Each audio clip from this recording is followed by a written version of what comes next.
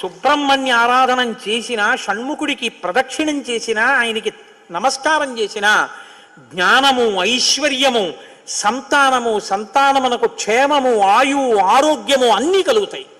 అంత శక్తివంతమైనటువంటి సర్గ ఈ షణ్ముఖోత్పత్తి సర్గ. అందుకే వాల్మీకి మహర్షి ఎప్పుడూ కూడా అసలు ఫలశ్రుతి చెప్పరు. కానీ ఈ షణ్ముఖోత్పత్తి గురించి చెప్పిన తర్వాత, అందుకే షణ్ముఖుడికి ఉన్న గొప్పతనం ఏమిటో తెలుసా అండి?